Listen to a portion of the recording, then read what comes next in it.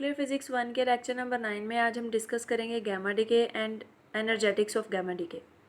सबसे पहले जो पहले हमने डिस्कस किया हुआ है, जैसे कि अल्फ़ा डीके को डिस्कस किया, बीटा डीके को, तो उन्हीं की बेस पे यानी कि उसी के जो कंसेप्ट की बेस पे हमने आगे जो है गैमा डीके को डिस्कस करना है। गैमा डीके देखें, ये बेसिकली ट्रांजिशन होती है दो एनर्जी लेवल्स के दरमियान, और इस तरह से इन एनर्जी लेवल्स के दरमियान ट्रांजिशन जब हो तो जो फोटोन इमिट आउट होते हैं उनको हम गैमा रेज कहते हैं, और इस डीके को हम गैमा डीके का नाम देते हैं। अब होता क्या है कि सबसे पहले अगर हम एक अटोमिक स्ट्रक्चर की बात करें तो यहाँ पे एटम के सेंटर में जो है वो न्यूक्लियस होता है, जिसमें प्रोटॉन्स एंड न्यूट्रॉन्स मौजूद हैं। कलेक्टिवली इस पे पॉजिटिव चार्ज है, और इसको हम जो प्रोटॉन एंड न्यूट्रॉन है उनको कलेक्टिवली न्यूक्लियॉन्स का नाम देते हैं। ये जो न्यूक्लियस है इसके अराउंड जो है ऑर्बिट्स मौजूद हैं, जिनमें शेल्स मौजूद हैं, जिनको हम के शेल, एल शेल और एम शेल कहते हैं। इनमें जो है वो नंबर ऑफ़ इलेक्ट्रॉन्स जो हैं उनकी अगर हमने पता करना होगा कितने नंबर ऑफ़ इलेक्ट्रॉन्स हैं, तो उसके लिए हमारे पास फार्मूला होता है 2n²। n जो है वो प्रिंसिपल क्वांटम नंबर है, जो k के लिए 1 है, l के लिए 2 है, m के लिए 3 है, एंड सो ऑन, इसी तरह से चलता जाता है। तो अगर हम k के लिए 2 की बात करते हैं कि k के लिए जो हमारे पास 1 है, जो n है प्रिंसिपल क्वांटम नंबर, तो 2n² जो है उसकी वैल्यू आ जाएगी 2। तो इसलिए हम कहेंगे कि k में जो है वो 2 इलेक्ट्रॉन्स मौजूद हैं। इसी तरह l में 8 इलेक्ट्रॉन्स होंगे, और m में इसी तरह से ऑनवर्ड जो है वो चलते जाएंगे। अब देखें यहाँ पे अगर हम ये लेट करते हैं कि यहाँ पे हमारे पास k शेल में 1 इलेक्ट्रॉन की डेफिशिएंसी है, तो क्या होगा कि जो उसके पास जो करीब जो है वो कोई भी और शेल होगा तो उसमें मौजूद इलेक्ट्रॉन्स जो हैं वहाँ से 1 इलेक्ट्रॉन मूव कर जाएगा k शेल में। अब इस तरह की जब ट्रांजिशन होगी तो उसमें एक्स रेज इमिट आउट होंगी, यानी कुछ ऐसी रेडिएशंस निकलेंगी जिनको अगर हम इलेक्ट्रोमैग्नेटिक स्पेक्ट्रम पे देखते हैं, ईएम स्पेक्ट्रम पे, तो वो हमें एक्स रे की रेंज में मिल रही होती हैं। तो देखें, जब ये एक्स रेज मिलेंगी तो इनकी एनर्जी हमेशा E2 माइनस E1 के इक्वल होगी। E2 क्या है, एल शेल के लिए एनर्जी है, और E1 क्या है, के शेल के लिए। अब ये तो था कि हमने जब एटम के स्ट्रक्चर की बात की कि एटम में किस तरह से ट्रांजिशन होती हैं, उस टाइम पे निकलती हैं एक्स रेज।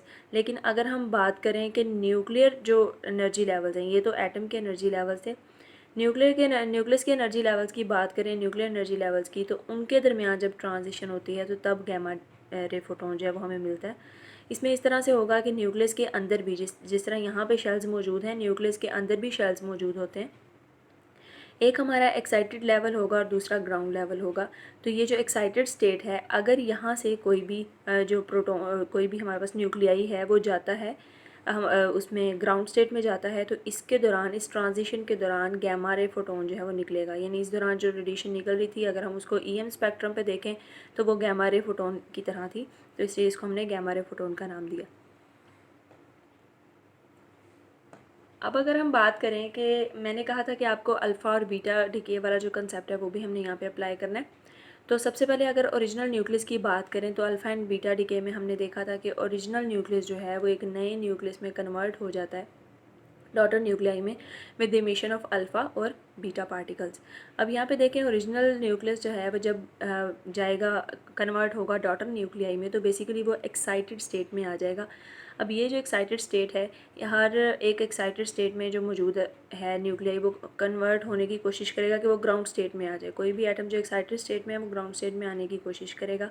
तो इस दौरान जो एनर्जी रिलीज़ होगी वही बेसिकली गामा रेज है।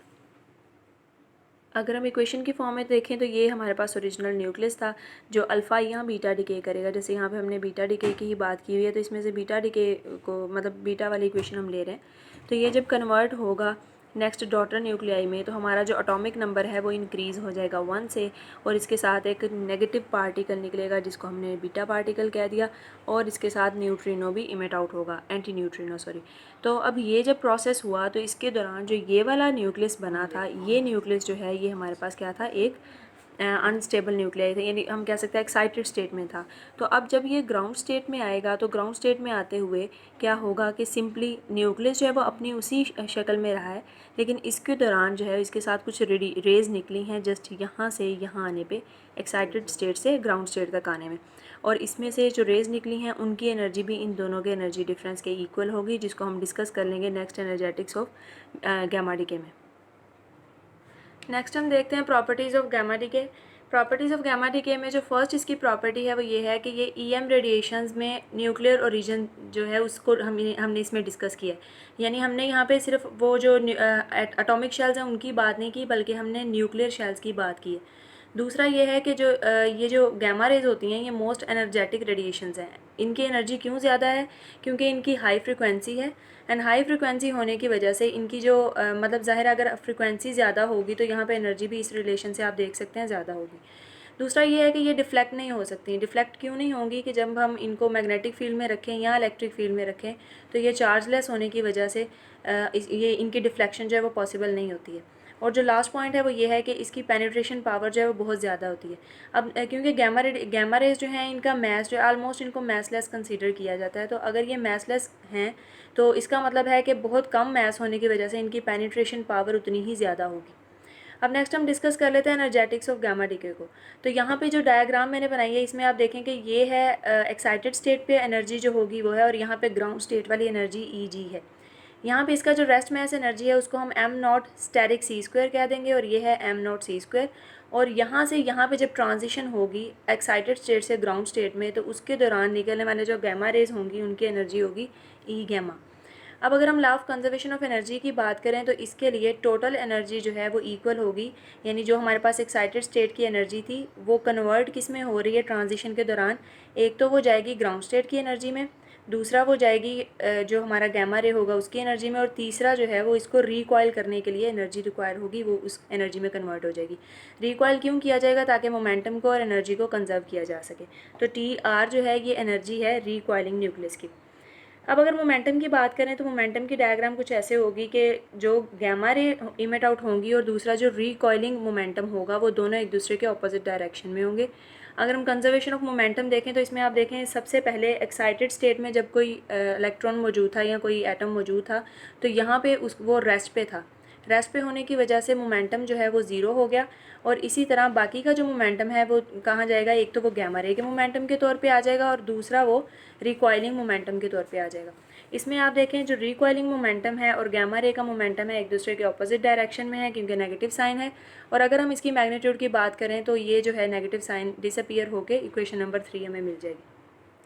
यहाँ पे रिकॉइल एनर्जी पहले जो है वो डिडक्ट करने की कोशिश करते हैं। ये जो टी आर है हमारे पास ये है रिकॉइलिंग एनर्जी। तो आपको पता है कि जो काइनेटिक एनर्जी के लिए हम फार्मूला पढ़ते हैं, काइनेटिक एनर्जी इक्वल होती है पी स्क्वायर ओवर 2m। यहाँ पे हमने उसी को रीअरेंज करके लिखा है। टी आर जो है ये बेसिकली काइनेटिक एनर्जी है रिकॉइलिंग न्यूक्लियस की, और पी आर जो है ये रिकॉइलिंग न्यूक्लियस का जो मोमेंटम होगा, और एम नॉट जो है उसका मैस होगा। अब यहाँ पे हमने देखा क्योंकि पी आर जो है वो पी गामा के ही इक्वल था, तो यहाँ पे हम पी गामा इंड्यूस करवा देंगे, और उसके बाद हम एक्सप्रेशन देखेंगे E is equal to P C. यहाँ से अगर हम पी की वैल्यू फाइंड आउट करते हैं तो वो ई ओवर सी आ जाएगी। वो एक्सप्रेशन में पुट करके हम इसको सिंप्लीफाई करके इक्वेशन नंबर 4 की फॉर्म में ऐसे लिख लेंगे। अब हम लेट कर लेते हैं कि ए जो है वो हमारे पास 50 है, that is approximately equal to M naught, और ई ऑफ गामा जो है वो 20 मेगा इलेक्ट्रॉन वोल्ट हमने लिया हुआ है। तो अगर हम बात करें यहाँ पे जो हमने इक्वेशन नंबर 4 बनाई थी उसी में हम वैल्यूज़ प्लेस करें तो टी आर की वैल्यू आ जाएगी 40 इलेक्ट्रॉन वोल्ट। यहाँ पे आप कंपैरिजन देखें रिकॉइलिंग न्यूक्लियस का, मतलब जो डॉटर न्यूक्लियाई होगा रिकॉइल होके उसकी एनर्जी का, और जो गामा रे की एनर्जी है उसका अगर हम कंपैरिजन करें तो ये बहुत जो इसमें ह्यूज डिफरेंस आ रहा है, that is 20 mega electron volt and 40 electron volt. तो ये इतनी छोटी वैल्यू है ये ऑफ गामा के मुकाबले में कि हम इसको निगलेक्ट कर सकते हैं। तो इक्वेशन नंबर 1 जो है वो बन जाएगी, इक्वेशन नंबर 1 ये थी हमारे पास, इसमें हम टी आर को जो है वो निगलेक्ट करेंगे तो ई ऑफ ई यानी कि एक्साइटेड स्टेट की जो एनर्जी है वो हमें मिल जाएगी। यहाँ से हम ई ऑफ गामा जो है वो फाइंड आउट कर लेंगे, जिसमें हमने वैल्यूज़ प्लेस करनी है। ई ऑफ ई की वैल्यू जो है वो M naught static into C square थी, जो हमने देखी कि एक्साइटेड, जो मैंने पहले डायग्राम बनाई थी कि एक्साइटेड स्टेट में जो न्यूक्लियस होगा उस डॉटर न्यूक्लियाई होगा उसकी एनर्जी जो है वो M naught static into C square होगी, और ग्राउंड स्टेट में वही energy M naught C square हो जाएगी।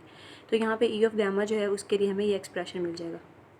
इस एक्सप्रेशन से ये भी क्लियर हो रहा है कि जो गामा रे जो है वो हमें इमिट आउट होकर मिलेंगी दो लेवल्स के दरमियान, न्यूक्लियर शेल लेवल के दरमियान में, तो उसमें ये होगा कि बेसिकली उन दोनों के एनर्जी डिफरेंस के बराबर ही हमें गामा रेज मिल रही होंगी। यानी कि अगर हम अपर लेवल को कहें कि M naught C square energy है और लोअर लेवल की है M naught C square simple और ऊपर वाले की M naught static C square. तो दोनों का डिफरेंस ही बेसिकली जो है वो गैमा रे की एनर्जी के तौर पे अपीयर होगा।